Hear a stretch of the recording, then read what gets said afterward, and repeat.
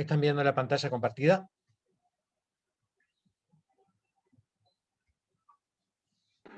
Sí. Sí.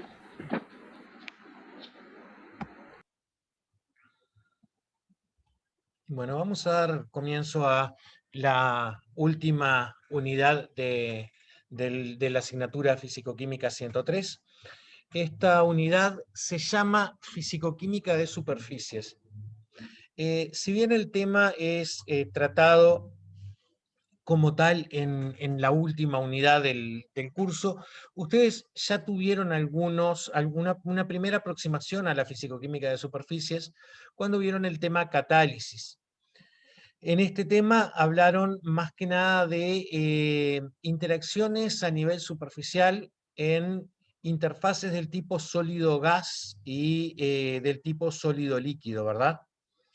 Y algunos conocimientos posiblemente tengan de esta misma temática aquellos que hayan cursado ingeniería, la asignatura física.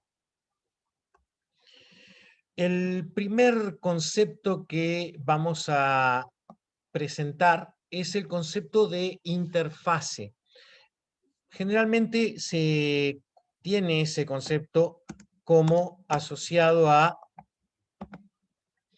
una superficie que separa dos fases diferentes puestas en contacto. Y se piensa en esa interfase justamente como bidimensional, como realmente una superficie. Sin embargo, si la estudiamos un poco más desde el punto de vista microscópico, encontramos que en la cercanía de dos fases puestas en contacto, en el punto en el que, en la zona en la que una fase se encuentra muy cerca de la otra, hay en realidad una pequeña variación de propiedades relativamente continua. O sea, la separación entre la fase alfa y la fase beta no es exactamente una superficie, sino que tenemos que, al acercarnos a la interfase, beta comienza a cambiar sus propiedades y del mismo modo alfa comienza a cambiar sus propiedades. Estamos entonces ante dos formas de abordar un fenómeno. Una es considerando que estamos en una región de que una interfase es una región de contacto entre dos fases y tiene tres dimensiones. Ahí vamos a hablar de interfaces con S. Y a los efectos de modelizado o algunos efectos prácticos en los que ese cambio de propiedades íntimamente en la región interfacial no es lo que más interesa, vamos a hablar de capa interfacial, capa superficial, interfase con C o también interfaz con Z.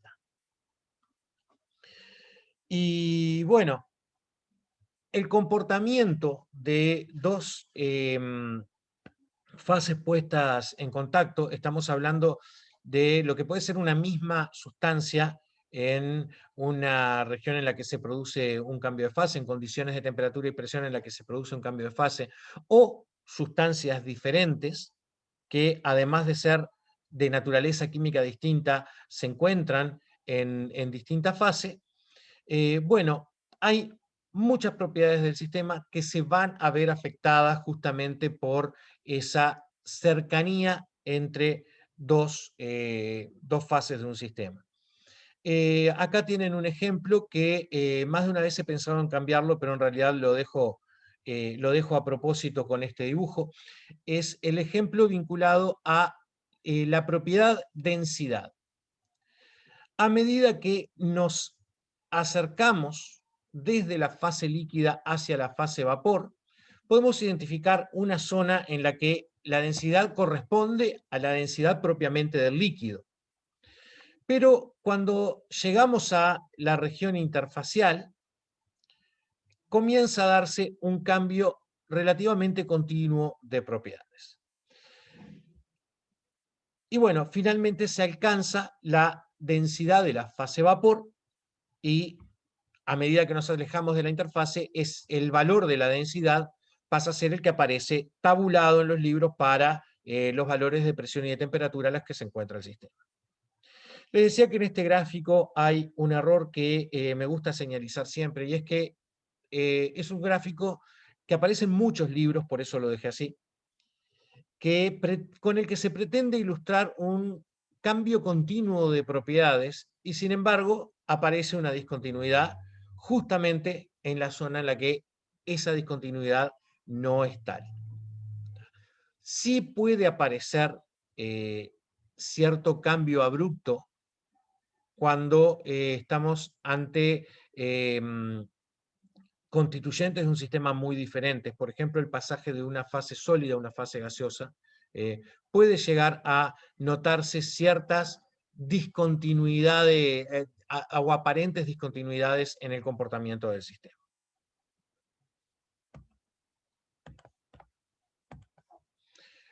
¿Qué tipos de interfaces conocen? A esta altura de la carrera seguramente hayan trabajado mucho con interfaces sólido-líquido, han hecho decantaciones, precipitaciones, filtraciones, y han utilizado las propiedades de las interfaces justamente para lograr algún efecto deseado. Un efecto deseado cuando tenemos un sistema sólido-líquido en el que el sólido es un polvo finamente dividido, puede llegar a ser mantener ese polvo emulsionado. Otro efecto buscado puede ser el contrario, puede ser separar totalmente el sólido del líquido, porque justamente estamos ante un proceso separativo. Otros ejemplos de interfaces son la interfase líquido-gas. Algunos a esta altura todavía no conciben la espuma como una interfase en la que cada burbuja tiene esa membrana aparente, es una membrana líquida, ¿verdad? Es un líquido que además tiene cierto espesor. Y la interfase que observamos en la burbuja, por cada burbuja vemos un par de interfaces líquido-gas. Ahí vemos una portada de una revista en la que lo que se observa es un derrame de petróleo. Con esto estaríamos un poco buscando ilustrar la importancia del conocimiento de las interfaces líquido-líquido. Una de las principales, o por lo menos una aplicación muy importante del conocimiento de las interfaces líquido-líquido es si tenemos que remediar un derrame de petróleo. Todos han escuchado los efectos altamente perjudiciales que tienen desde el punto de vista ecológico este tipo de derrames, ya que afectan considerablemente la fauna marina, la calidad del aula marina, la fauna es decir, las especies que viven en las cercanías del mar, también en tierra, y bueno, entonces es una razón más por las que queremos estudiar este tipo de interfaces.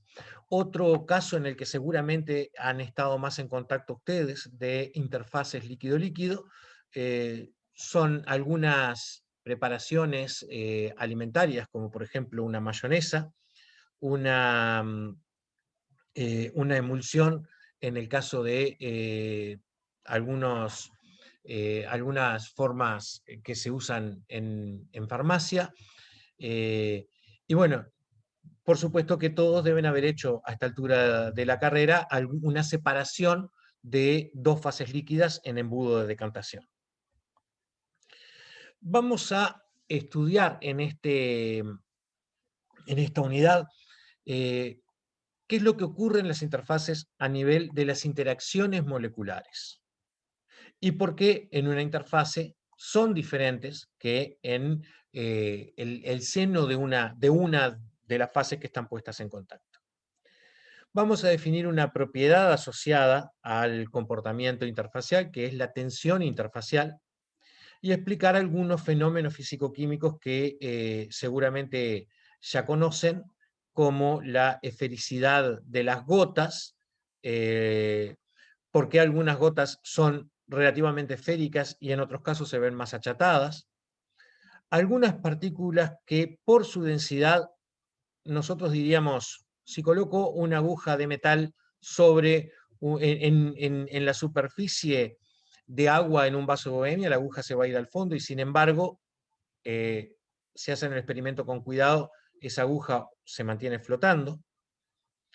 Vamos a explicar un poco el fundamento de alguna técnica de uso común en laboratorio, como la cromatografía, y vamos a hablar particularmente del fenómeno de detergencia en la segunda clase. Algún ejemplo relativamente curioso, como estas arañas que para respirar debajo del agua construyen una burbuja y, ayudándose de fenómenos interfaciales, logran llevarse esa burbuja consigo hacia el fondo del curso de agua en el que se encuentran.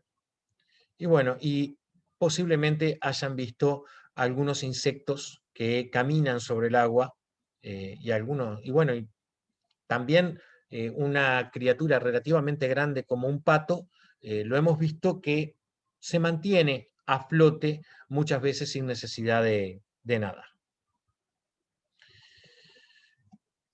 ¿A qué vamos a recurrir para explicar esos fenómenos que acabo de mencionarles? Bueno, vamos a recurrir a dos tipos de interacciones entre moléculas. Por un lado, las interacciones que se dan entre moléculas en una misma fase, las vamos a llamar, esas interacciones vienen estabilizadas por fuerzas que vamos a llamar fuerzas de cohesión. Por ejemplo, las que se dan entre moléculas de agua en una fase acuosa. Pueden ser de tipo, fuerzas de tipo débil, como las fuerzas de London, fuerzas de Van der Waals, tener cierto carácter de enlace, como los puentes de hidrógeno o interacciones de tipo dipolo-dipolo o dipolo-dipolo inducido. En la interfase, a nivel de la interfase, va a haber fuerzas físico-químicamente del mismo carácter, es decir, a nivel de la interfase, la naturaleza de las fuerzas que se dan entre moléculas que se encuentran en una fase o en otra fase, también son de tipo Van der Waals, puente de hidrógeno, en algunos casos hasta covalentes, en el caso de algunas interacciones sólido-gas o sólido-líquido, y se llaman, cuando son entre moléculas que se encuentran en fases diferentes, se van a llamar fuerzas de adhesión. Vamos a pensar en una interfase sencilla, una interfase, por ejemplo, líquido con su vapor. Si nos ubicamos en el seno del líquido, vamos a encontrar que cada molécula se encuentra rodeada por moléculas iguales. Pueden llegar a ser diferentes, pero lo que importa en este caso es que las interacciones entre una molécula dada con sus moléculas vecinas son iguales en todos los sentidos. Entonces, esas moléculas se encuentran desde el punto de vista de las interacciones con sus vecinas en una situación de equilibrio. Las fuerzas debidas a las interacciones con las moléculas que se encuentran por encima son iguales a las fuerzas debidas a las interacciones con moléculas debajo. Lo mismo para los costados. ¿Qué es lo que ocurre cuando una molécula se encuentra próxima a la superficie? Próxima a la superficie, o sea, a la interfase líquido-vapor. Las interacciones con las moléculas de la fase líquida van a ser iguales a las que veíamos en el seno de la fase. Por ahora vamos a mantener el iguales. Pero las interacciones con las moléculas que se encuentran en la fase vapor van a ser, van a estar asociadas a fuerzas de mucho menor magnitud. ¿Qué se genera entonces? Se genera un desbalance, porque las fuerzas hacia el interior de la fase líquida son de mayor magnitud que las fuerzas que se dan entre moléculas en la interfase con moléculas en la fase vapor. ¿Qué es lo que ocurre entonces? Bueno, no vamos a estar en una situación de equilibrio desde el punto de la fuerza, desde el punto de vista de las fuerzas de esas interacciones, ¿verdad? Pero yo más antes les decía que, bueno, estas fuerzas pueden explicar, de algún modo, la presencia de una interfase y pueden ser, las vamos a utilizar para explicar las causas de algunos fenómenos que se dan a nivel de la superficie. Ahora, les decía anteriormente que a medida que nos acercamos desde el seno de una fase dada a la interfase, nosotros a partir de determinado punto empezamos a observar un cambio en las propiedades del sistema. ¿Con qué está asociado ese cambio? Bueno, vamos a ver. Dijimos que una molécula en la interfase se encuentra desbalanceada, ya que las fuerzas de interacción con sus vecinas hacia el interior de la fase líquida son considerablemente mayores que las fuerzas de interacción con sus vecinas en la fase vapor. Ese desbalance no solamente afecta a las moléculas en la interfase, sino que también van a verse afectadas moléculas vecinas a estas por un efecto inductivo.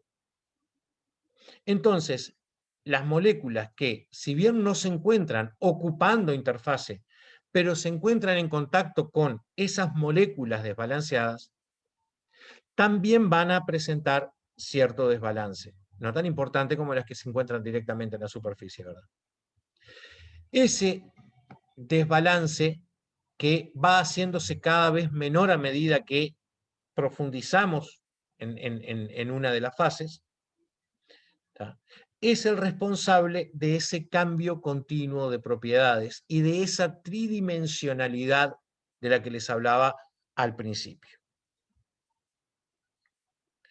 Como decíamos entonces, a medida que vamos alejándonos de la interfase, el desbalance debido a la diferencia de fuerzas entre moléculas vecinas se va haciendo menor. Asociado a ese desbalance va a surgir una tensión. Sean cuales sean las fases que están en contacto, va a aparecer una tensión interfacial. Cuando las fases en contacto son líquido y aire, esa tensión se llama tensión superficial. ¿Alguna pregunta hasta acá? ¿Alguien que quiera hacer algún comentario? Bueno, vamos a detenernos un poco en la interfase líquido-gas, líquido-aire, para simplificar y conceptualizar mejor el tema del que vamos a hablar. Para eso vamos a hacer un pequeño experimento, vamos a imaginar un pequeño experimento que posiblemente todos hayan hecho, ya que pienso que la mayoría de nosotros de niños hemos jugado con burbujas. Este experimento consiste en colocar en un bastidor de alambre que tiene 3 de sus lados fijos y un lado móvil, colocar una gota de líquido. Una gota de líquido, vamos a pensar en un líquido que se pueda prestar con facilidad a las condiciones del experimento. Esto puede ser, por ejemplo, una solución de detergente, una solución que fácilmente genera estas superficies estables. Entonces, vamos a ver qué tenemos. ¿Qué ven ustedes acá desde el punto de vista de las fases del sistema? ¿Qué fases pueden identificar?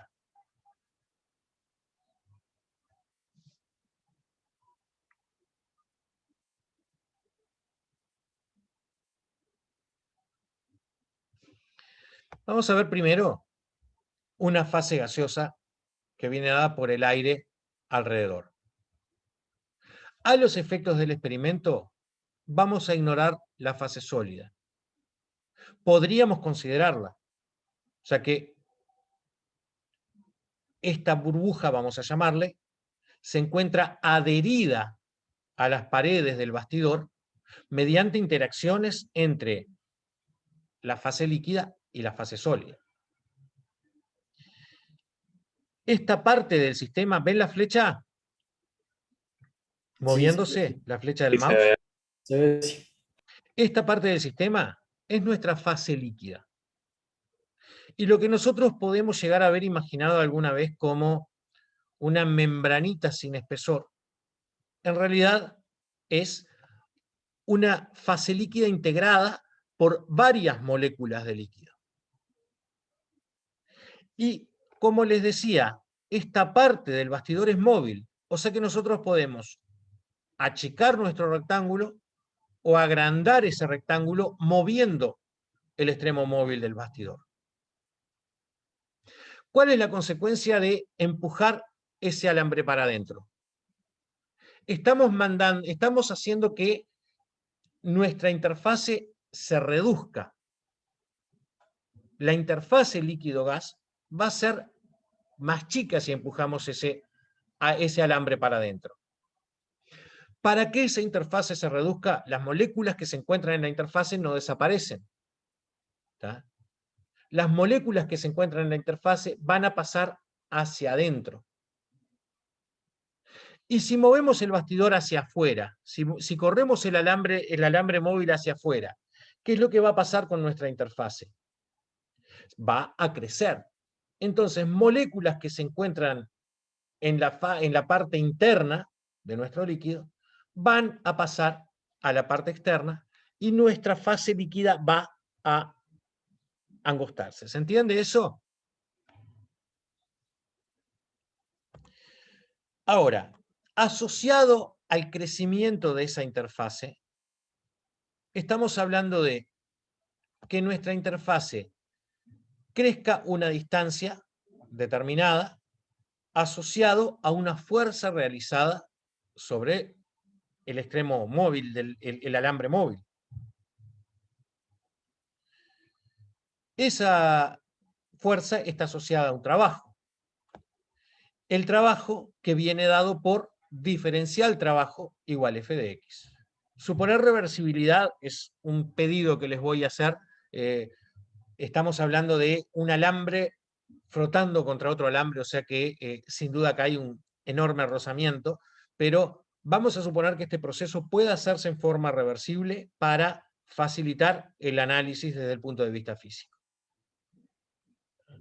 Entonces, movemos reversiblemente nuestro bastidor realizando una fuerza F y lo movemos una distancia infinitesimal de X. Asociado a ese movimiento hay por un lado la realización de un trabajo, pero por otro lado tenemos el crecimiento del área interfacial. Nuestro bastidor tiene altura L y lo estamos moviendo de X horizontalmente. ¿Por qué el crecimiento de la interfase es 2L de X? Pregunta que voy a esperar que alguien me responda.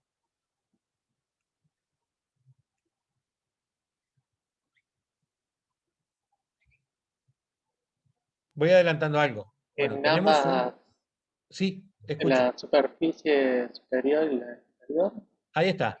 Tenemos un crecimiento rectangular, o sea, área del rectángulo L de X, pero nuestra interfase tiene una cara que vemos y la otra cara que estaría hacia atrás en el cuadrado.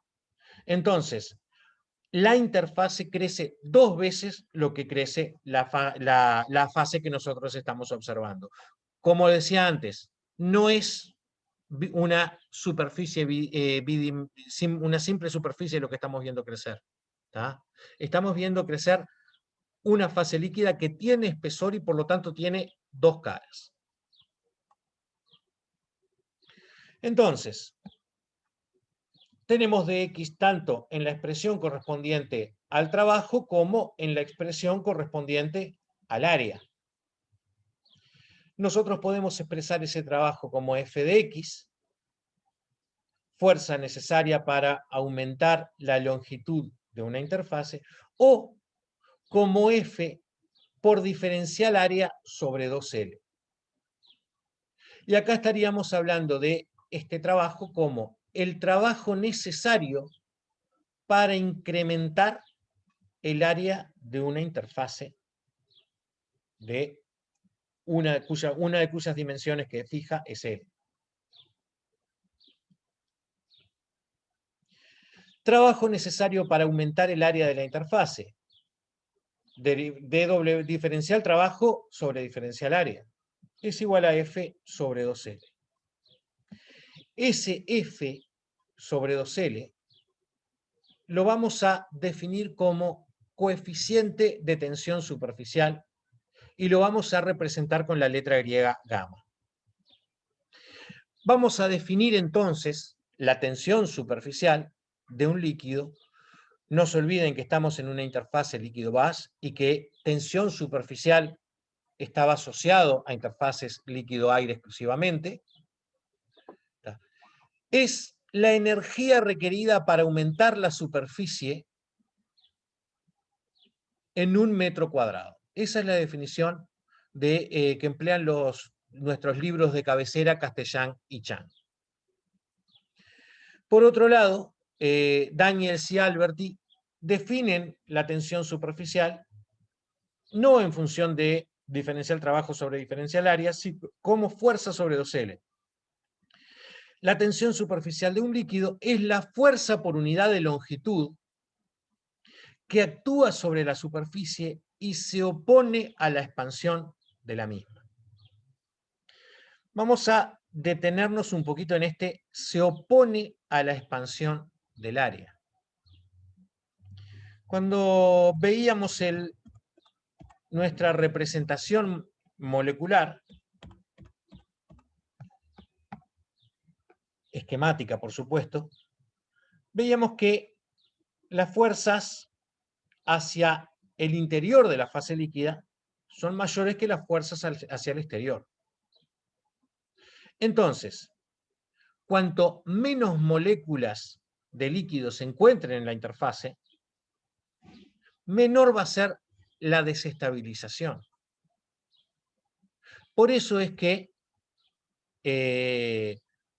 un sistema es más estable cuanto menor es la superficie de contacto entre una fase líquida y una fase gaseosa.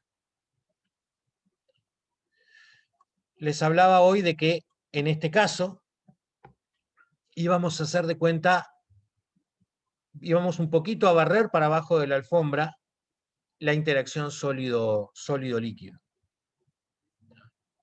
Vamos a ir a otra de las figuras que tenemos. Observen la forma de esas gotas.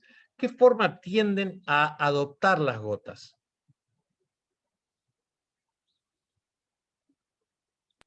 Esférica. Esférica. La esfera es la forma de menor superficie para un cierto volumen. Es la forma de menor superficie externa. Al ser la forma de menor superficie externa, ¿qué significa desde el punto de vista físico-químico y asociado a este tema? Es la forma en la que vamos a encontrar Estable. menos moléculas en la superficie. Por eso es que termina siendo la forma más estable. ¿Por qué no vemos entonces toda el agua colocada en un vaso, ¿por qué no asume forma esférica y toma la forma del recipiente? ¿Tá? Bueno, hay otras fuerzas que actúan más allá de las fuerzas de cohesión y de adhesión. ¿Tá? Hasta ahora hemos hablado solamente de las fuerzas de cohesión, es decir, de las moléculas de agua en el líquido con agua en el líquido, y las fuerzas de adhesión, que son las moléculas de agua en la fase líquida con las moléculas de agua en la fase gaseosa. Si nosotros sumamos, digo, la gravedad, bueno, vamos a tener que tenerla en cuenta en nuestro sistema para evaluar la posición de equilibrio, ¿no? Ahora, observen este caso. ¿Pueden explicarlo por gravedad? No es esférica, es más bien achatada, pero la gravedad actúa hacia abajo y sin embargo esta molécula, esta gota de agua se encuentra adherida a una superficie horizontal que se encuentra por encima. ¿Qué nos está faltando considerar en nuestro sistema? ¿Qué fuerzas nos está faltando considerar en nuestro sistema?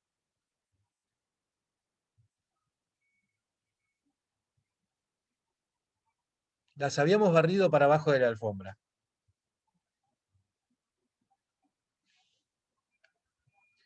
Así como observamos una interfase líquido-gas, líquido-aire, hay también una interfase líquido-sólido. En las interfaces líquido-sólido, las fuerzas no necesariamente van a ser menores a nivel de interfase que a nivel del líquido, como ocurre, en la fase como ocurre con la fase gaseosa. ¿Se entiende?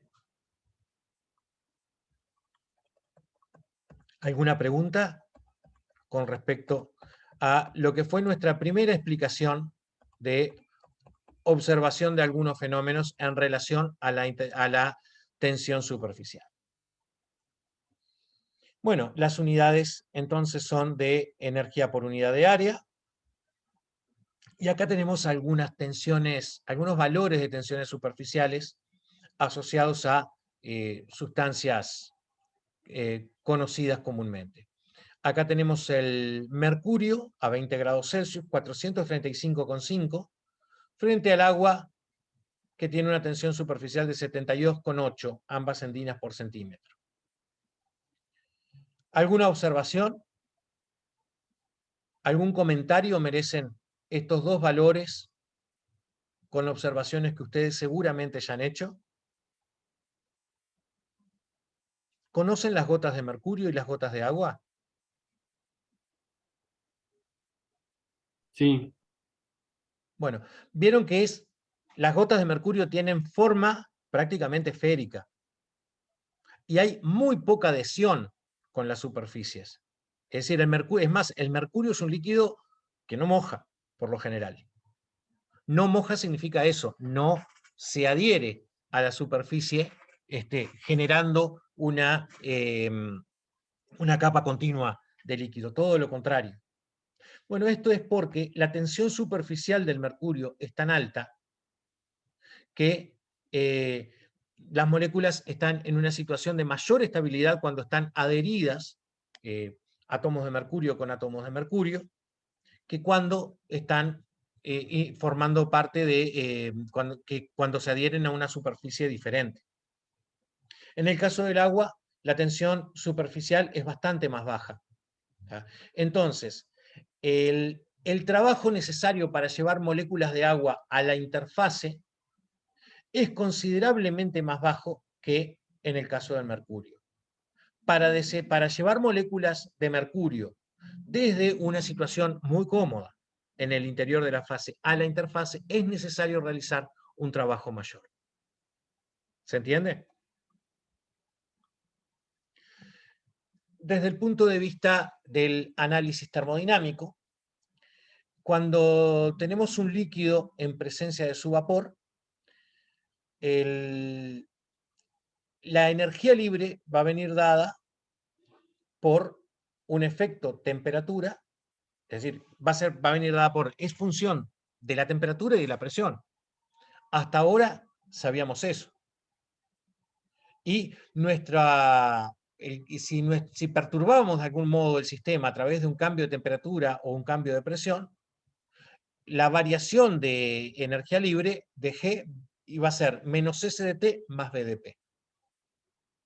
Ahora, venimos diciendo que la estabilidad de un sistema también está asociado al área de la interfase en el caso de existir.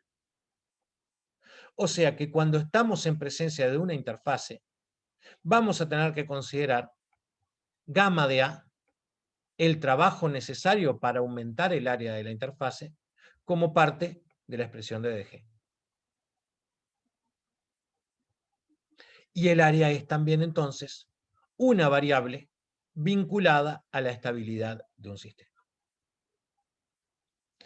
Ahora, ¿recuerdan cuando hablábamos de cuando hablábamos en equilibrio, en realidad, no lo hablaron conmigo este año, de un trabajo W', que cuando nosotros decíamos que un sistema se encontraba en equilibrio, cuando solo teníamos trabajo de expansión-compresión, dg era igual a menos S de T más B de P, y la condición de equilibrio venía dada por dg igual 0. Sin embargo, cuando había algún trabajo otra forma de trabajo distinto de expansión-compresión, nuestra condición de equilibrio venía dada por dg igual W'. Bueno, en este caso tenemos una de esas formas de trabajo distinta de expansión-compresión, y es el trabajo asociado a la expansión de la interfase.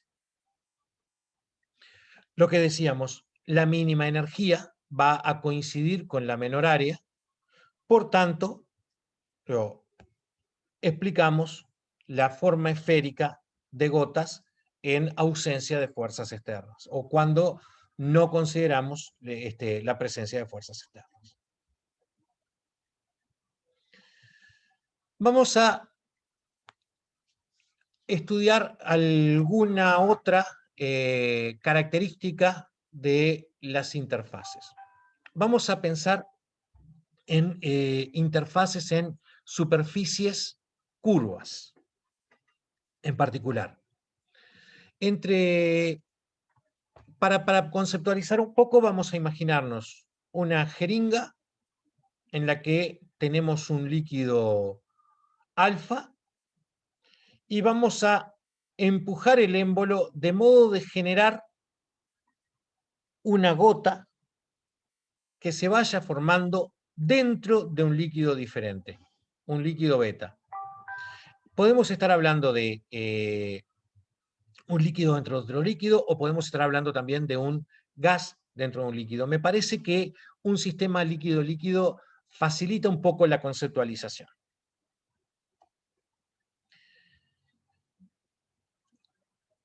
Bueno, ¿qué trabajo se requiere para modificar el tamaño de esta gota dentro de alfa?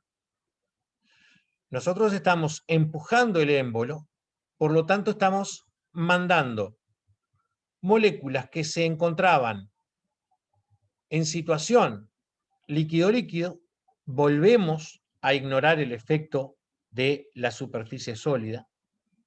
¿Tá? Pero el hecho de que esta molécula, de que esta gota de alfa crezca dentro de beta, está mandando moléculas del interior de la solución a la interfase. Lo mismo con beta.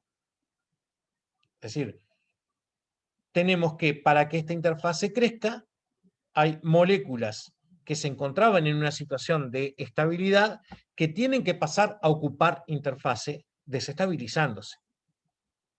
Tengan presente que en este caso no estamos hablando de tensión superficial necesariamente, estamos hablando de una tensión interfacial.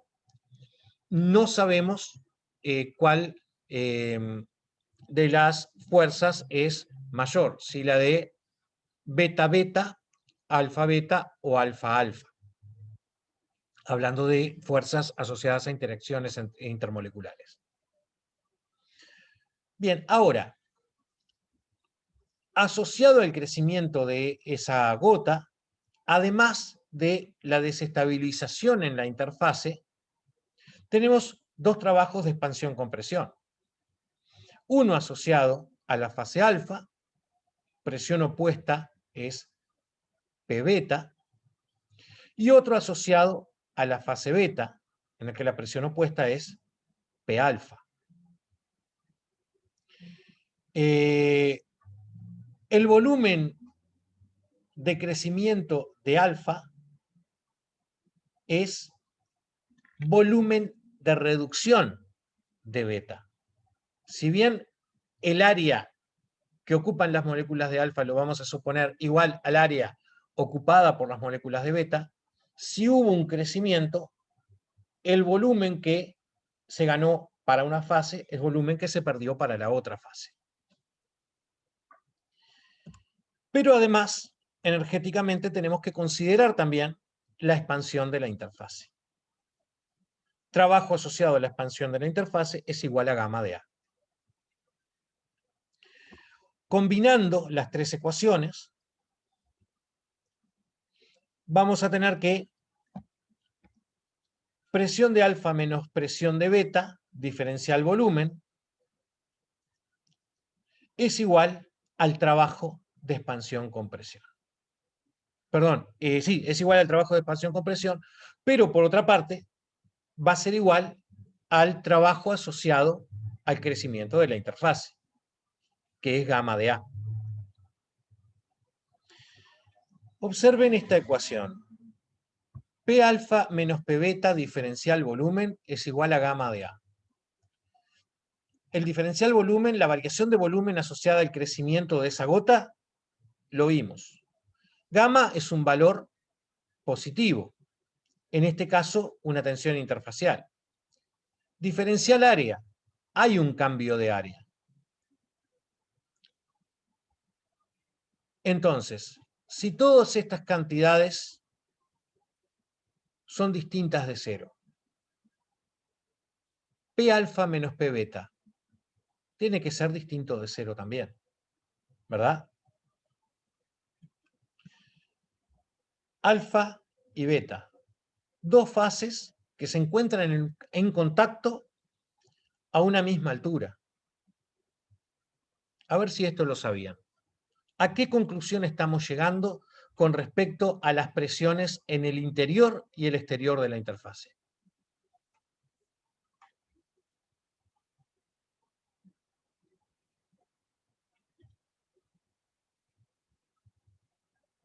¿Qué solíamos decir y qué estamos concluyendo?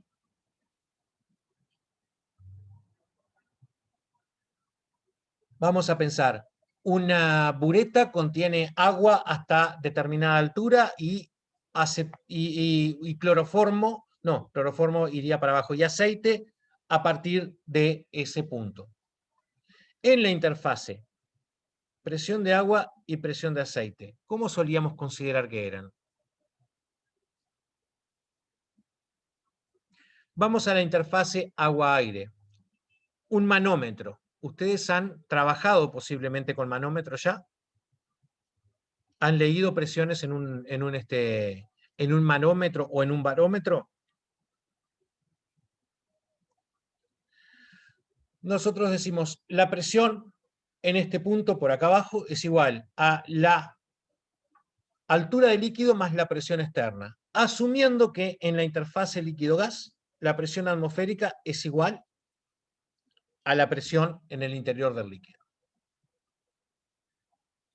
Siempre decíamos, si estamos en una misma altura, los líquidos en contacto, las presiones son iguales. Acá estamos llegando a la conclusión de que a través de una interfase curva, alfa y beta, la presión en alfa y la presión en beta van a ser diferentes. Es más, hay un valor para esa diferencia, que es P alfa menos P beta igual gamma de A sobre dB. Esto no es a la alfa, es dB alfa. Si hablamos de una esfera, área es 4πr², y B es 4/3 de pi r cubo. Por tanto, caramba, P alfa menos P beta es igual a 2 gamma sobre R, donde R es el radio de la esfera que veníamos considerando. Esta ecuación tiene un nombre. Se llama ecuación de Young-Laplace. La consecuencia de los estudios de Young-Laplace fue que, a través de una interfaz esférica, la presión cambia.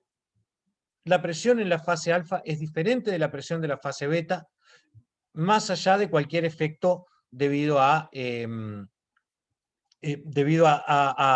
hidrostática.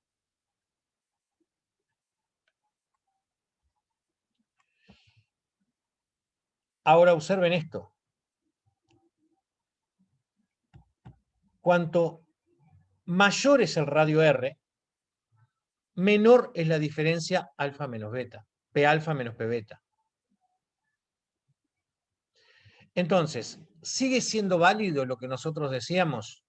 Cuando leemos la presión en un manómetro, en un barómetro, podemos suponer que la presión en el punto en el que se encuentra el menisco en el que estamos haciendo la lectura es igual a la presión atmosférica. Bueno, todo depende de cuál es el valor del radio y cuándo un valor de radio es lo bastante grande como para que esta diferencia se aproxime a cero. ¿Se entiende? Y cuanto más pequeño sea el radio de curvatura, mayor va a ser la diferencia entre la presión interna y la presión externa a nivel de una interfase curva. Vamos a pensar, por ejemplo, el caso del agua y aire a 20 grados Celsius. Si el radio es de 1 centímetro, el radio de una gota es de 1 centímetro, la diferencia de presiones va a ser de 0,1 milímetros de mercurio.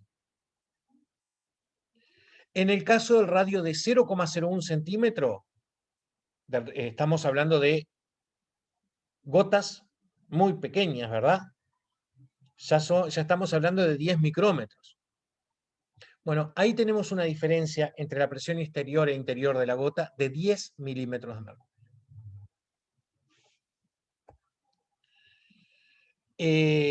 Si nosotros nos imaginamos una interfase plana, ya lo que estamos viendo cuando colocamos agua en un vaso de bohemia, podemos tomar esa interfase plana como una esfera cuyo radio tiende a infinito. Para ese caso, la diferencia entre la presión interna y externa va a ser igual a cero. Y podemos considerar entonces que la presión de un lado de la interfase y del otro lado de la interfase son iguales. ¿Se entiende?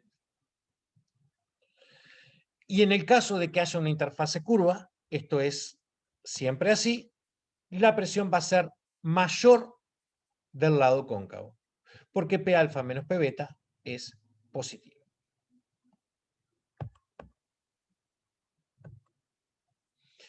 Vamos a pensar un ejemplo. Vamos a pensar en un ejemplo que todos conocemos, la formación de burbujas en un líquido. Por ejemplo, un líquido a ebullición o una bebida efervescente. Presión interna menos presión externa en milímetros de mercurio. Gama del agua a 100 grados Celsius, o sea que estaríamos en el caso de agua a ebullición, es aproximadamente 50 dinas por centímetro. Para cada burbuja que se forma se cumple que la presión interna es mayor que la presión externa. Pero además, cuanto mayor es la burbuja, menor es la diferencia entre las presiones. Así que la presión interna en una gota muy chiquita va a ser mayor que la presión interna en una gota grande. Y esto ocurre en un sistema en equilibrio.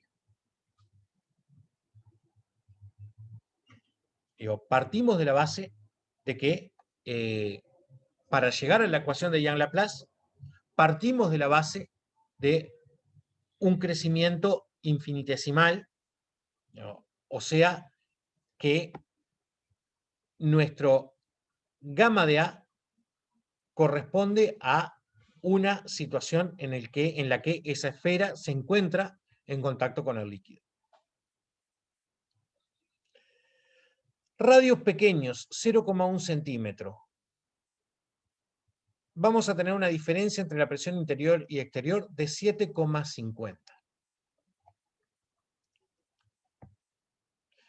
Ahora, ¿qué hay en el interior de esa esfera?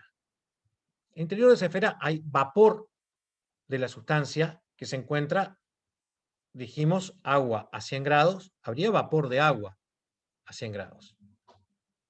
Para que se forme esa esfera, la presión en el interior de la esfera tiene que ser 7,5 milímetros de mercurio mayor que la presión en el exterior. Si queremos formar una esfera de 0,01 milímetros. Si queremos formar una esfera de 1 por 10 a la menos 4 milímetros, esa diferencia tiene que ser mayor aún. ¿A dónde estoy yendo? Nosotros queremos que dentro de esta esfera, en vez de tener una presión de 1 atmósfera, la presión de equilibrio líquido-vapor para el agua a 100 grados Celsius, tenemos que tener una presión de 1 atmósfera más 7,5 milímetros de mercurio, 767,5 milímetros de mercurio. Los 767,5 milímetros de mercurio se pueden lograr con agua a ebullición a 100 grados Celsius. O con agua a ebullición a 100 grados Celsius logramos una presión de 760 milímetros de mercurio. Sí, esa es la temperatura de ebullición a una atmósfera. O sea, a 100 grados Celsius no logramos formar vapor a la presión suficiente para que estas burbujas pequeñas sean estables. Sí lo logramos a temperaturas mayores que la ebullición. Por eso, para que la ebullición comience, esta es una de las explicaciones, ojo, es un fenómeno multidimensional, para que la ebullición comience, debe formarse la primera burbuja deben formarse las primeras burbujas a una temperatura mayor que la de ebullición. Estaríamos ante una de las explicaciones del llamado sobrecalentamiento, necesidad de llevar un líquido a una temperatura mayor que su temperatura de ebullición para que la ebullición comience. ¿Alguna consulta sobre la ecuación de Young-Laplace? Como ven, llegamos a otras dos explicaciones de fenómenos que venimos observando, ya sea cotidianamente por el trabajo en el laboratorio, o algunas cosas que debido a la forma en cómo estamos cursando en estos 2 años, es capaz que no han podido terminado de ser vistas, pero cuando empiecen los laboratorios y trabajen con interfaces y trabajen con ebullición, recuerden tratar de observar el fenómeno de sobrecalentamiento. Posiblemente sus docentes vayan a insistir con eso. Trabajando con la ecuación de Young-Laplace, Lord Kelvin llegó a la explicación de otro fenómeno, de un fenómeno diferente que era conocido, ya se había observado, pero en vez de pensar en la diferencia de presiones internas y externas solamente, Kelvin pensó, ¿qué pasa con la presión de equilibrio líquido-vapor a medida que si se cambia el radio de una gota? Entonces, ¿qué es lo que dice la ecuación de Young-Laplace? Presión en el interior menos presión en el exterior es igual a 2 gamma sobre R. ¿Tá? Trabaja con presión interna versus presión externa. ¿Qué fue lo que buscó Kelvin? Buscó qué es lo que pasa si con la presión de equilibrio líquido-vapor, o sea, solamente con presión externa, ante la modificación del radio de curvatura. Para resolver esa pregunta, aplicó Young-Laplace a dos situaciones diferentes. Radio 1 y radio 2. El radio 2 creció diferencialmente R más dr. Por tanto, ante un radio R más dr, nuestro 2 gamma de R se vio afectado. Y nuestra diferencia PL menos PB se va a ver afectada también. Trabajando con los diferenciales, diferencial PL menos diferencial PB es igual a diferencial 2 gamma sobre R. Continuó el trabajo y partió de la base de que para una gota de radio menor, de radio R, la situación es de equilibrio líquido-vapor. Permitimos el crecimiento de esa gota, por ejemplo, recuerden el sistema de la jeringa, y vamos a tener una gota de radio mayor también en equilibrio líquido-vapor. O sea que en ambos casos se cumple la condición de equilibrio de igualdad de potenciales entre ambas fases. Radio chico, mu L igual a mu B. Radio mayor, mu' L igual a mu' B. De un caso al otro hubo una desestabilización. Hubo una perturbación. Ante la perturbación el sistema evolucionó. En ambos casos había igualdad de potencial, por tanto, la diferencia de potencial para el cambio en el líquido es igual a la diferencia de potencial para el cambio en el vapor. Menos S de T más B de P, primer caso. Como la temperatura es constante, lo que cambió o lo que asumimos que cambió fue la presión, el diferencial potencial químico es igual al volumen molar diferencial P.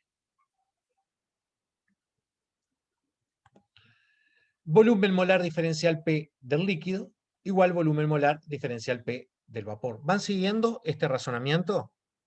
Acá hay una cosa que es un poco difícil de ver, ¿tá? Que es que nosotros estamos diciendo que diferencial potencial solo depende de T y P. ¿Por qué no estamos considerando la interfase? Porque estamos partiendo de una situación de equilibrio. No hay modificación de interfase. Y estamos llegando a otra situación de equilibrio. También en el estado final la interfase es constante. ¿Ah?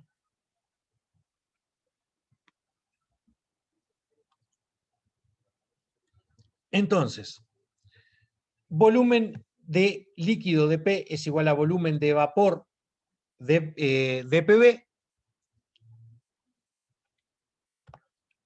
Y por otro lado, por Young-Laplace, recordamos que dPL menos dPB es igual a 2 gamma sobre R.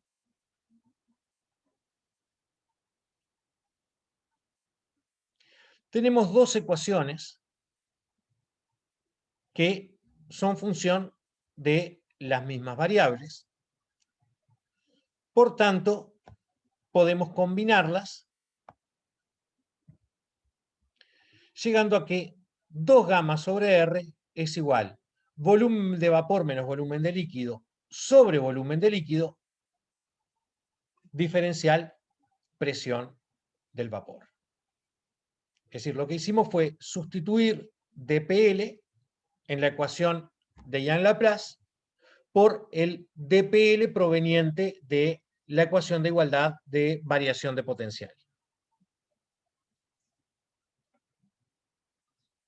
¿Alguna duda con esta deducción? Vamos a hacer algo que vienen haciendo desde Fisicoquímica 101 y 102, que es decir volumen molar de la fase vapor es bastante mayor que volumen molar de la fase líquida. Estamos asumiendo, no lo van a encontrar escrito acá, estamos asumiendo que estamos lejos ¿de qué? Para poder hacer esa asunción de que volumen molar del líquido es despreciable frente al volumen molar del vapor. ¿Qué asunción hacemos? ¿Estamos lejos de qué? A ver. Voy a tirar algo, pero ¿punto crítico puede ser? Exacto. Estamos lejos del punto crítico. Y estoy trayendo el punto crítico a la conversación porque también está vinculado con fenómenos superficiales. Recuerden, en el punto crítico no había prácticamente diferencias en las propiedades de la fase alfa con respecto a la fase beta. Eran muy parecidas. Y una de esas propiedades era la densidad directamente vinculada al volumen molar. Entonces, lejos del punto crítico, ustedes recuerden que tenían un domo y la diferencia entre volumen molar de líquido a un lado del domo y volumen molar del vapor al otro lado se iba aumentando. Entonces, esa lejanía del punto crítico nos valida esta suposición. Bueno, estamos con diferenciales variable R por un lado y diferencial variable presión de vapor por el otro lado. dPV sobre PV lo pasamos a diferencial logaritmo de presión de vapor, un cambio ya conocido en físico-química. Y diferencial 2 gamma sobre R, tenemos el radio en el denominador, o sea que integramos entre 1 sobre R y 1 sobre R', presión de equilibrio líquido-vapor correspondiente a R, presión de equilibrio líquido-vapor correspondiente a R'. Volumen molar del líquido es aproximadamente constante. Los líquidos son incompresibles, decimos. Resolviendo la integral, llegamos a una ecuación según la cual presión de equilibrio líquido-vapor es función de varias constantes y el radio de curvatura, el radio de la gota que estamos considerando. Conclusión de la ecuación de Kelvin, entonces. Ante gotas de distinto tamaño, la presión de equilibrio líquido-vapor es diferente. ¿Y en qué casos es mayor?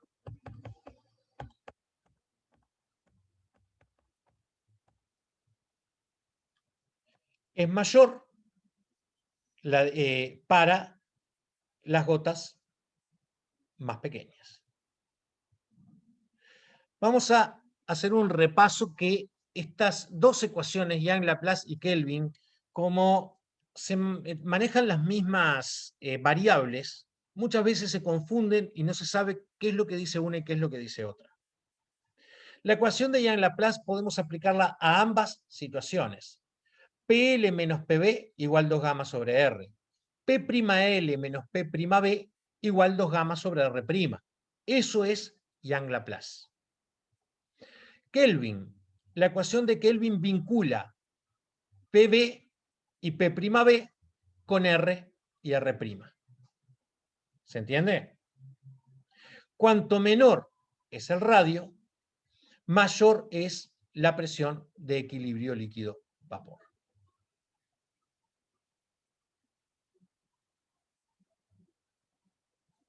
Acá están las dos ecuaciones para que lo tengan presente. Una, diferencia entre presión adentro y afuera. Otra, diferencia de presión de equilibrio líquido-vapor para una y equilibrio líquido-vapor para otra. Ahora, ¿qué les estoy diciendo con respecto a lo que les hemos dicho hasta ahora en fisicoquímica? Presión de vapor es prácticamente un término que, si bien algunos lo vieron en educación media, es un término que venimos analizando en fisicoquímica. Y les hemos venido diciendo que para una sustancia dada, La presión de vapor es función exclusiva de la temperatura. Y ahora vengo yo a decirles, miren que cuanto más chiquita es la gota, más alta la presión de equilibrio líquido-vapor. Estoy hablando de temperatura constante. 2 gotas a la misma temperatura, va a haber diferente presión de vapor en función del tamaño de la gota. Esa es la consecuencia de la ecuación de Kelvin. Pero entonces, ¿qué es lo que tabulamos nosotros como presión de vapor? Para el caso del agua, ¿qué es lo que nosotros decimos vale una atmósfera a 100 grados? Porque, a ver, no, estamos hablando de la misma sustancia y estamos hablando de 100 grados, la misma temperatura. De nuevo, volvemos a la interfase plana. La interfase plana corresponde a radio infinito.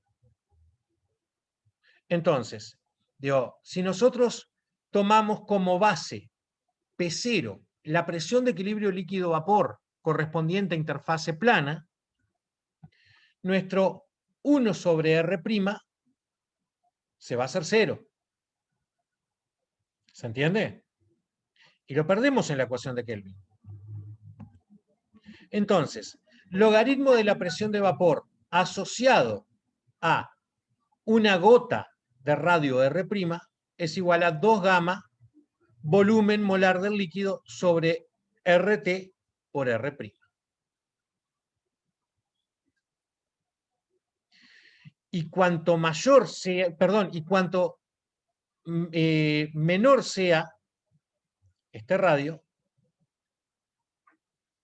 mayor va a ser la presión de equilibrio líquido-vapor.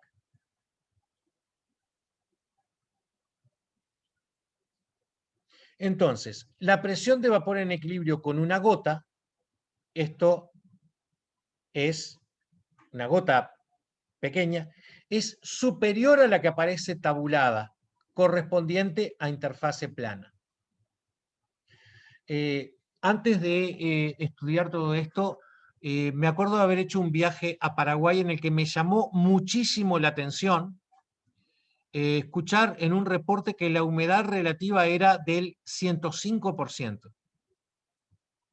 ¿Ustedes tienen claro el concepto de humedad relativa? Humedad relativa es presión del agua en el aire con respecto a la presión de vapor del agua a la temperatura a la que nos encontramos. No había estudiado presiones de vapor, perdón, no había estudiado fenómenos de superficie. Para mí en ese momento el reporte estaba mal. Había algo que estaba mal. ¿Cómo puede ser 105% la presión, la humedad relativa? Eso significaría que la presión del agua en la fase de vapor era mayor que la presión de equilibrio líquido-vapor.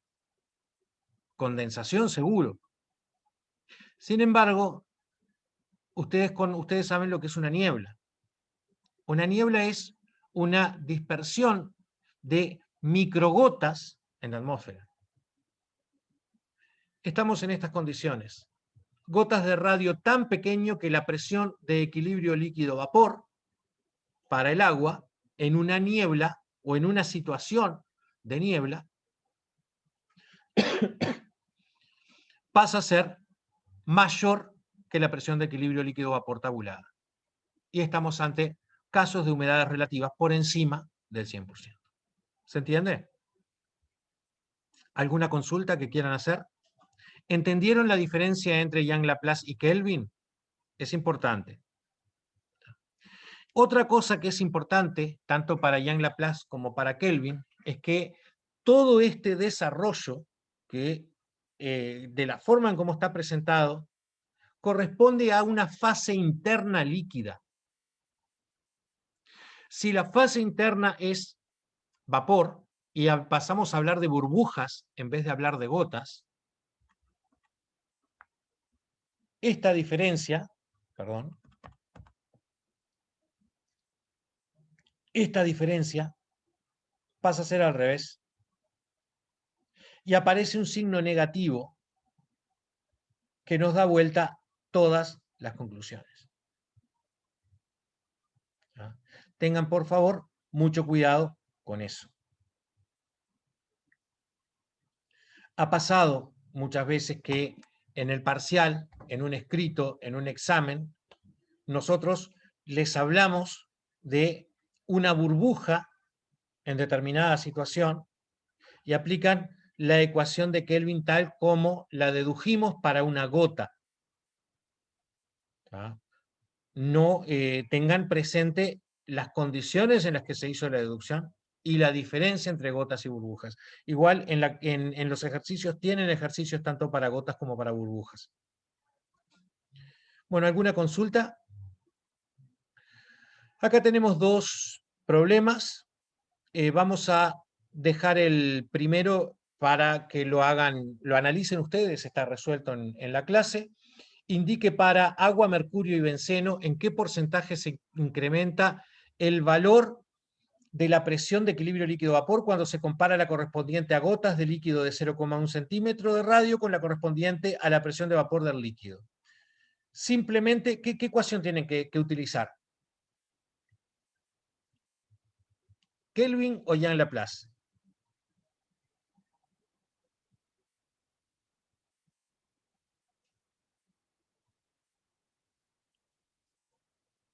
Estamos hablando de presiones, estamos hablando de radios, estamos hablando de gotas pequeñas.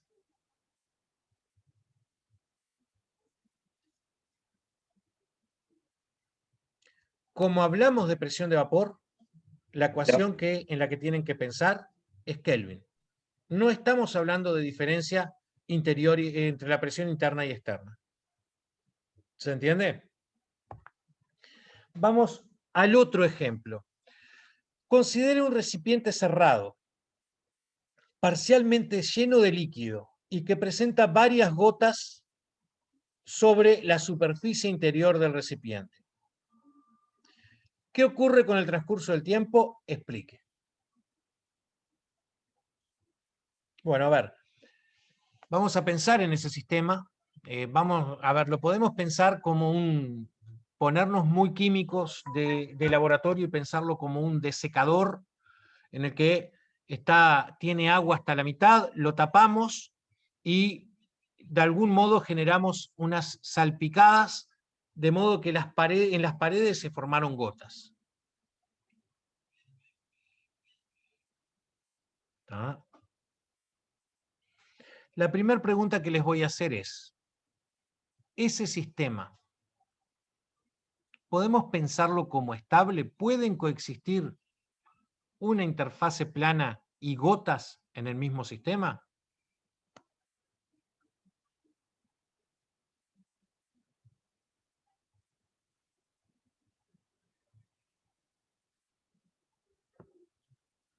¿Qué les parece a ustedes? En función de lo visto. Les doy una ayuda. Piensen en ecuación de Kelvin.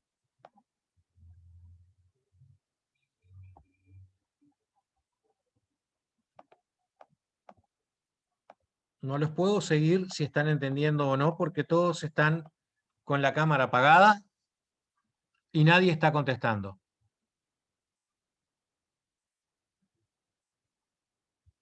A ver, tenemos por un lado, en la base de nuestro sistema, vamos a simplificarlo más. En vez de pensar en un desecador con tapa, vamos a pensar en una botella que está llena hasta la mitad, pero en las paredes de la botella se formaron gotitas.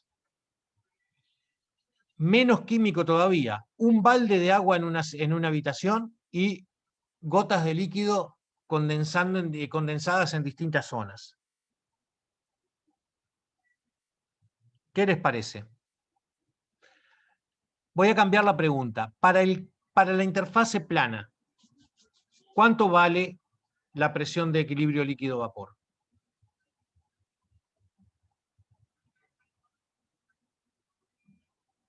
Es la tabulada.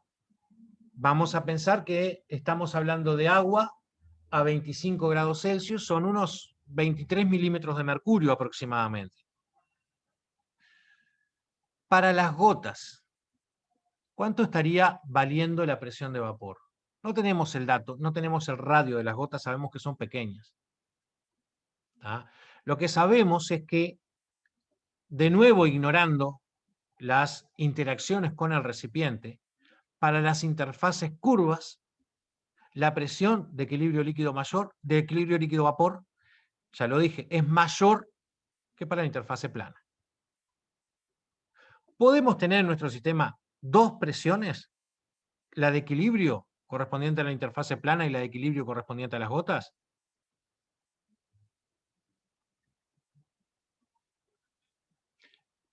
Y ahí es donde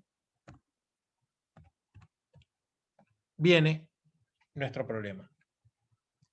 Para las gotas, la presión de equilibrio líquido-vapor es mayor que la presión de equilibrio líquido-vapor correspondiente a la interfase plana. Vamos a pensar que el sistema se encuentra inicialmente a la presión de equilibrio líquido-vapor correspondiente a la interfase plana. No, no es una situación de equilibrio para las gotas. Esa presión del agua en la fase vapor tiene que aumentar. ¿Cómo aumenta? La interfase plana ve su condición de equilibrio satisfecha. No va a salir agua de ahí. ¿De dónde va a salir agua para la fase vapor? De las gotas que se encuentran en las paredes. Bueno, dijo la gota, me realicé, subí la presión del vapor en el sistema. La presión quedó mayor que la correspondiente a la interfase plana. ¿Qué va a ocurrir? Va a licuar el vapor sobre la interfase plana hasta ¿cuándo? Hasta que se alcance el valor de P0. Pero observen cómo se da todo el transcurso del fenómeno. Se vaporiza las gotas porque el sistema tiene que llegar a una presión de equilibrio mayor. Se licúa lo que se vaporizó cada vez que P', cada vez que la presión en el sistema se hace mayor que P0.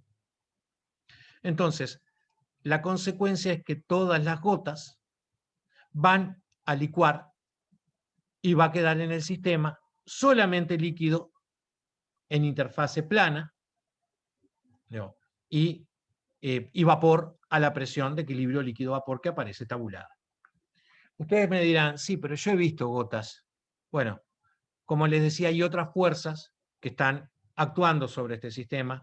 Una de ellas, justamente, las de interacción entre la interfase sólida y el líquido, que es responsable de un fenómeno nada menos que el que conocemos como absorción, y es espontáneo.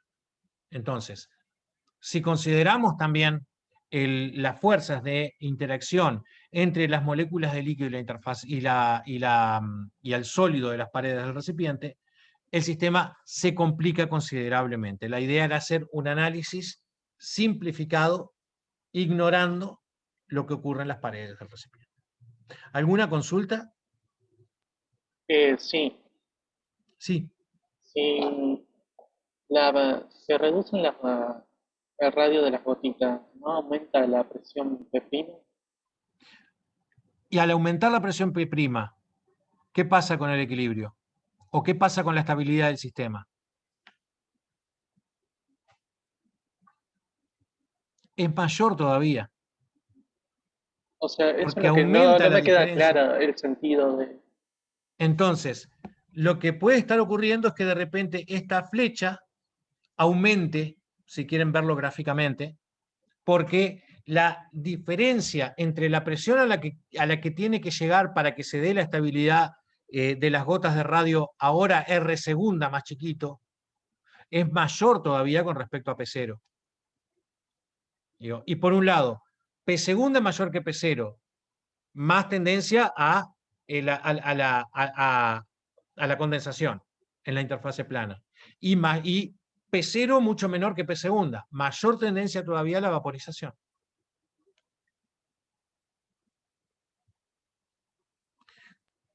Les dije, este problema se los dejo para que lo hagan ustedes. pero les voy a decir dónde está la mayor dificultad o la mayor cantidad de errores cuando se trabaja con este tipo de ejercicios. Se encuentra acá, en las transformaciones de unidades. Consejo, todo a sistema internacional o todo a un sistema que les resulte cómodo. ¿Tá? La otra posibilidad es trabajar con factores de conversión.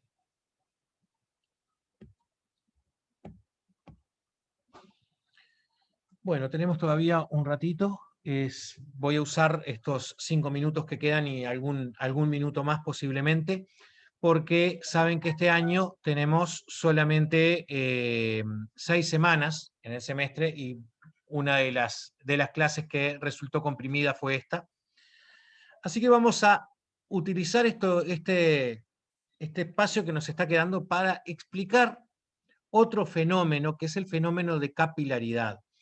Generalmente cuando les explicaban el fundamento de la cromatografía, les decían, colocamos una placa sobre la que se depositó sílice o un papel dentro de una cámara que se encuentra saturada y vamos a ver que el líquido asciende por el papel por capilaridad.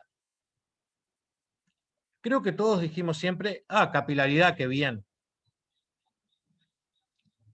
¿Quién explica por qué la capilaridad tiene como resultado el ascenso del líquido a través del papel o a través de la sílice? ¿Es tan simple como usar una palabra? Bueno, la explicación de la capilaridad viene justamente por tener en cuenta esas fuerzas de cohesión y adhesión de las que hablábamos.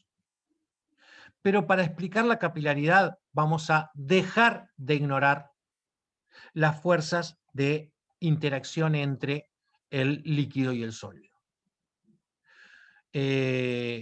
Vamos a empezar por hablar de la formación de meniscos, no tanto el ascenso de un líquido a través de un poro relativamente fino. Las fuerzas que pueden actuar sobre una molécula que se encuentra en una interfase líquido-gas cerca de las paredes del recipiente son atracción hacia el recipiente, cohesión líquido-líquido. La que vamos a ignorar ahora por baja es la adhesión líquido-vapor. Hay un peso en juego. Y bueno, vamos a tener una resultante que, dependiendo de cuál de esas fuerzas predomine o cuáles de esas fuerzas predominen, va a estar orientada o hacia la pared o hacia el interior del líquido. Y bueno, tenemos distintos casos, porque las fuerzas de cohesión, los pesos moleculares, las fuerzas de adhesión, todas son dependientes de la naturaleza del sistema. ¿Qué es lo que ocurre cuando la interacción con la pared es más intensa que con el propio fluido? Acá estamos hablando de fuerzas de adhesión mayores que las fuerzas de cohesión. Hasta los ejemplos anteriores, cuando hablábamos de fuerzas de adhesión, hablábamos de la interfase líquido-vapor, y la adhesión era siempre insignificante frente a la cohesión. Pero ahora estamos hablando de interacciones entre sólidos y líquidos. Es muy frecuente que las fuerzas de adhesión entre moléculas del líquido y el sólido de las paredes del recipiente sean muy altas, al punto de que la resultante es hacia la pared y se forman los conocidos meniscos que nosotros podemos ver muy claramente en una bureta, aunque también si miramos con atención un vaso, vamos a ver que sobre los bordes hay una pequeña curvatura que no es efecto óptico. Pero realmente hay una curvatura. Bueno, entonces, si esa curvatura se encuentra entre dos paredes lo bastante cercanas, como el caso de una bureta, el menisco se vuelve francamente observable, y es más, asume una forma hemisférica, una forma, por lo menos una forma cóncava.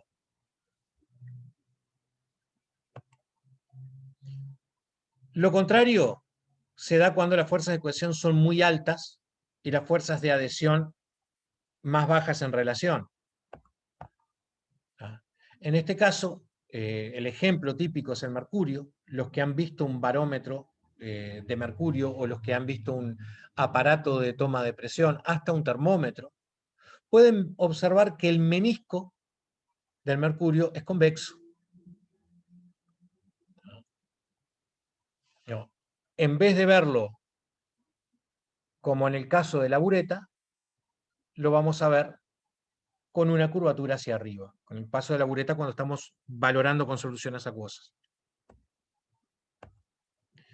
Vamos a partir de la base de que estamos ante un menisco cóncavo. Tenemos nuestro fluido alfa, para pensar en un caso de observación fácil, vamos a pensar que alfa es aire. Nuestro fluido beta,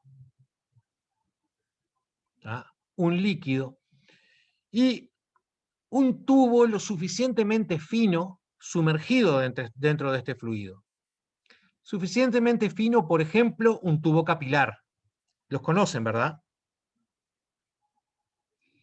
Vamos a hacer un análisis de este sistema pensando en cómo se comportan las presiones en los distintos puntos. Vamos a pensar puntos por allá arriba, 1 y 6. Estamos netamente en la fase alfa, a una misma altura, en un mismo fluido. ¿Cómo son las presiones? Iguales, ¿verdad? Lo mismo pasa en 2 y 5, lo mismo pasa en 3 y 4.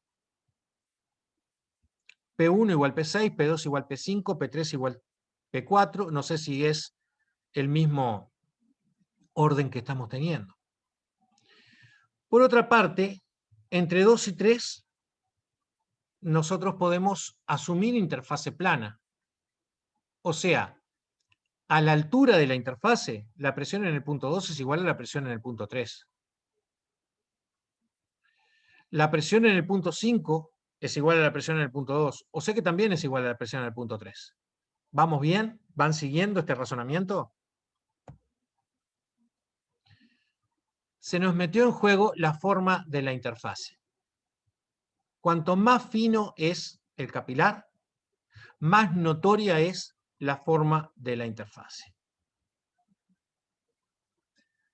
Por Jean-Laplace, nosotros sabemos que en la fase que vamos a considerar interna, eso es, dentro de la curvatura, la presión es mayor que en el exterior.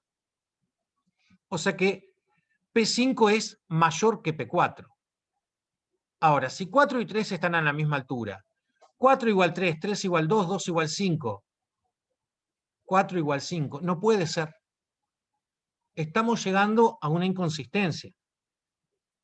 Este sistema está teniendo un comportamiento diferente al que nosotros podemos explicar. O las explicaciones nos están llevando a una evolución del sistema que no es lo que estamos observando, lo que estamos viendo en la figura. Para que se cumpla una situación adecuada y explicable desde el punto de vista de la hidrostática y a la vez de la fisicoquímica de superficies, la presión en el punto 4 tiene que aumentar. ¿Cómo aumenta? A través de lo que conocemos como ascenso capilar. En esta nueva situación, se sigue cumpliendo que la presión en el punto 1 es igual a punto 6 y que presión en el punto 8 es igual a la presión en el punto 5. Se llama vasocomunicantes el principio que nos permite llegar a esa conclusión. Dos puntos a la misma altura, en un mismo líquido, en un mismo fluido, ¿tá? habiendo comunicación entre ellos, están a la misma presión.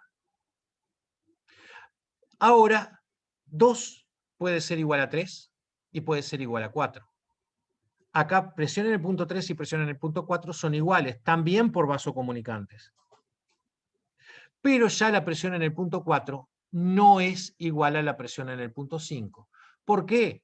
Porque la presión en el punto 4 es igual a la presión en 7 más ρGH. ¿Se entiende eso? Es la presión en el punto superior del líquido amarillo más densidad del líquido amarillo por gravedad por altura.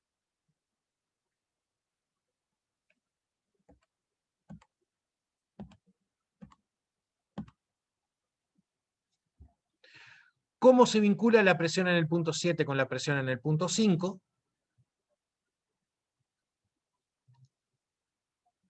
A través de Young-Laplace.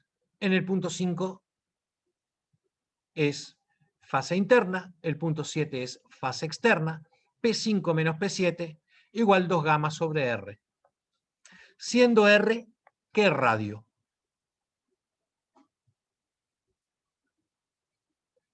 R es el radio de la esfera que define este menisco.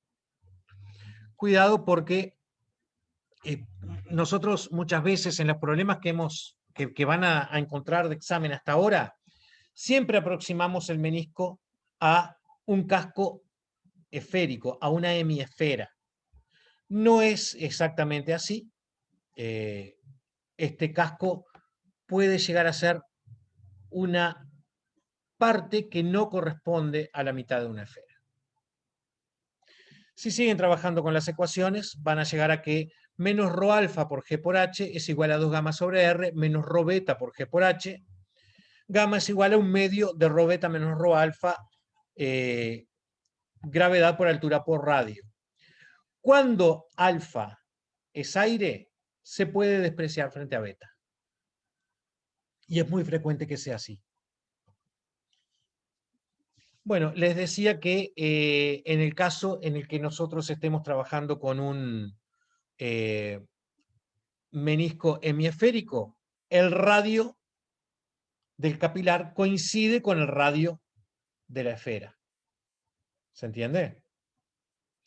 Cuando el menisco no es hemisférico, tenemos que trabajar con trigonometría y encontramos que si llamamos R mayúscula al radio del capilar, que es este,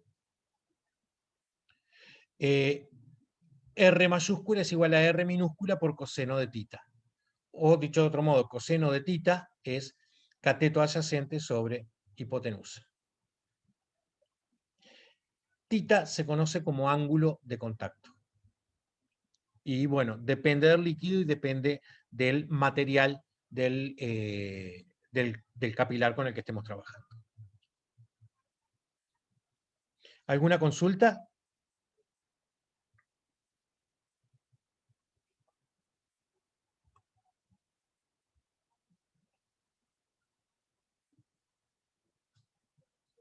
Bueno, si no tienen consultas, estaríamos dejando hoy por acá. Mañana empezamos en este punto, que sería un repaso pequeño de las consecuencias prácticas de Young-Laplace y Kelvin. Repasen Young-Laplace y Kelvin para sacarse cualquier duda que pueda haber quedado en la explicación. Y bueno, y vamos a continuar después por el efecto de otra variable que solemos estudiar en fisicoquímica. En fisicoquímica, por lo general, estudiamos efecto de temperatura, efecto de presión y efecto de composición. Así que vamos a hablar un poquito sobre de qué manera distintas sustancias disueltas afectan el comportamiento del sistema desde el punto de vista de la fisicoquímica de superficies. ¿Alguna consulta que quieran hacer ahora? Profe, ¿qué tal? Yo tengo una preguntita del ejemplo que hizo. No lo interrumpí en el momento porque me quedé pensándola, pero al final me quedó la Sí, duda está nomás. perfecto. Vio el ejemplo el de las gotas contra las paredes del recipiente y que abajo había limpio. Vuelvo ahí. Vale, gracias.